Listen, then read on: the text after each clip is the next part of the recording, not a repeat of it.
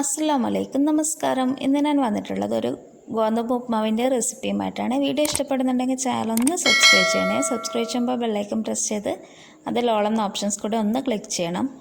ഇപ്പോൾ ഈ ഒരു ഗോതമ്പ് ഉപ്മാവ് ഉണ്ടാക്കാൻ വേണ്ടിയിട്ട് ഞാനിപ്പോൾ ഒരു ഗ്ലാസ് ഗോതമ്പ് കഴുകി ഡ്രെയിൻ ചെയ്തെടുത്തിട്ടുണ്ട്.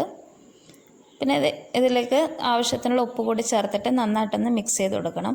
അപ്പോൾ നമ്മൾ ഗോതമ്പ് എടുക്കുന്ന സമയത്ത് ഗോതമ്പിൽ ചെറിയൊരു നനവുണ്ടായിരിക്കാൻ വേണ്ടിയിട്ട് ശ്രദ്ധിക്കണം. ഗോതമ്പ് വല്ലാണ്ടങ്ങ് ഡ്രൈ ആയി പോകരുത്. അതുകൊണ്ട് നമുക്കിത് പാകം ചെയ്യാൻ നേരത്ത് മാത്രം ഈ ഗോതമ്പൊന്ന് ഡ്രെയിൻ ചെയ്തെടുത്താൽ മതി. ഞാനിപ്പോൾ വീഡിയോയ്ക്ക് വേണ്ടി ചെയ്യുന്നതുകൊണ്ട് നേരത്തെ ചെയ്ത് വെച്ചെന്നേ ഉള്ളൂ.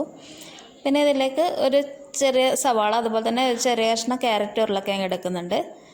കുറച്ച് കറിവേപ്പില, ഒരു പച്ചമുളകും കൂടി എടുക്കുന്നുണ്ട്. പിന്നെ ഒരു പ്രഷർ കുക്കറിലേക്ക് നമുക്ക് ഒരു 2-3 സ്പൂണോളം വെളിച്ചെണ്ണ ചേർത്ത് കൊടുക്കാം. പിന്നെ വീഡിയോസൊക്കെ ഇഷ്ടമാണെന്നുണ്ടെങ്കിൽ എല്ലാവരും ലൈക്ക് ചെയ്യണം. നിങ്ങളുടെ അഭിപ്രായങ്ങളൊക്കെ കമൻറ്റ് ചെയ്യുക. പിന്നെ ഇതിലേക്ക് കുറച്ച് കടുക് ചേർത്ത് കൊടുക്കുന്നുണ്ട്. ഏകദേശം 1/2 ടേബിൾ സ്പൂണോളം കടുകാണ് ഞാനിപ്പം ചേർത്തിട്ടുള്ളത്.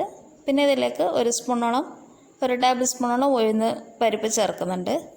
പിന്നെ കുറച്ച് ചെറുപയർ പരിപ്പും കൂടി ചേർക്കുന്നുണ്ട്. ഇത് നിർബന്ധമില്ല, ആവശ്യമുണ്ടെങ്കിൽ ചേർത്താൽ മതി. പിന്നെ ഇതൊന്ന് നന്നായിട്ടൊന്ന് ഇളക്കി കൊടുക്കുക. ചെറിയ ഫ്ലെയിമിൽ വെച്ചിട്ട് ഒന്ന് കളറ് മാറി വരുന്ന സമയത്ത് നമുക്കിതിലേക്ക് സവാള ചേർത്ത് കൊടുക്കാം. പിന്നെ പച്ചമുളകും കറിവേപ്പിലയും ചേർത്ത് കൊടുക്കാം. ഞാനിപ്പോൾ ചെറിയ കഷ്ണം മാത്രമേ പച്ചമുളക് ഉപയോഗിക്കുന്നുള്ളൂ. നമുക്ക് കുഞ്ഞുങ്ങൾക്കൊക്കെ കൊടുക്കാൻ വേണ്ടിയിട്ടാണെങ്കിൽ പച്ചമുളക് ഉപയോഗിക്കാണ്ടിരിക്കുന്നത് നല്ലത്. പച്ചമുളക് ചേർത്തിട്ടില്ലെങ്കിലും നല്ല ടേസ്റ്റ് തന്നെയാണ്. ഞാനിപ്പോൾ വീഡിയോയ്ക്ക് വേണ്ടി ചെയ്യുന്നതുകൊണ്ട് ചെറിയ കഷ്ണം ചേർത്ത് എന്നേ ഉള്ളൂ. പിന്നെ ഒന്ന് നന്നായിട്ടൊന്ന് വഴറ്റി കൊടുക്കണം.